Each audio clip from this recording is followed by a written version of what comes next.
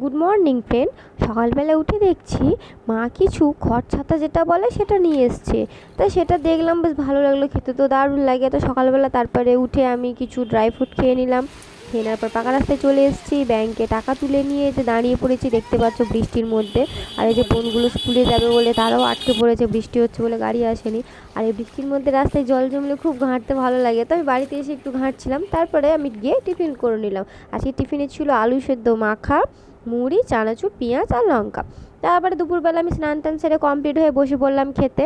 আজকে তোমার লাঞ্চে ছিল ভাত, ডিম কড়াইতে একটা চচ্চড়ি আর মাশরুম ভাজা, আর এদিকে ছিল তোমার ভোলা মাছের ঝাল, আর এদিকে ছিল তোমার চাটনি। দুপুরবেলা খাওয়া দাওয়া করার পরে রেস্ট নিয়ে বিকেলবেলার দিকে বেরিয়েছি, দেখছি খুব বৃষ্টি হচ্ছে। তারপরে এলো আমার একটা পার্সেল। তো কাকিমাদের বাড়িতে ছিলাম, সেখানে আমি পার্সেলটা ওপেনিং করলাম আর বাড়িতে নিয়ে গেলাম না।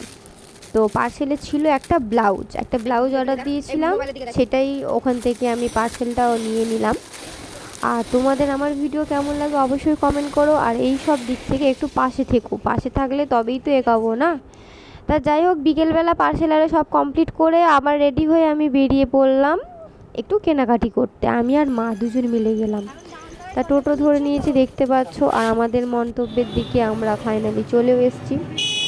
এসে কেনাকাটি বলতে আমাদের সেরকম কিছু নয়, আজকের কেনার ছিল ঠাকুরের কিছু জিনিস, যেটা মায়ের ছিল না আমাদের বাড়িতে। কদিন পরে পুজো আছে, তার জন্য এই টুকটাক জিনিস কিনতে গিয়েছিলাম। কেনাকাটি করে মাকে বললাম যে মিষ্টি খাওয়াবো, তা মা কিনে দিল।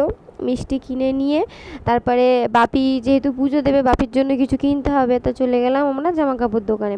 সেখান থেকে কেনাকাটি করে এবারে বেরিয়েছি, মানে তো ফুচকা তো খাবো না। তা আমি মাকে জোর করে নিয়ে গিয়ে ফুচকা দোকানে ফুচকা খেয়ে নিলাম দুজন মিলে। সব কাজ আমাদের কমপ্লিট হয়ে গিয়েছে, আমরা বাড়ি যাওয়ার উদ্দেশ্যে বেরিয়ে চলে এসেছি। তো আজকের মতো ব্লগটা এতটুকু। এবার আরও ভিডিও দেখার জন্য সাথে থেকো।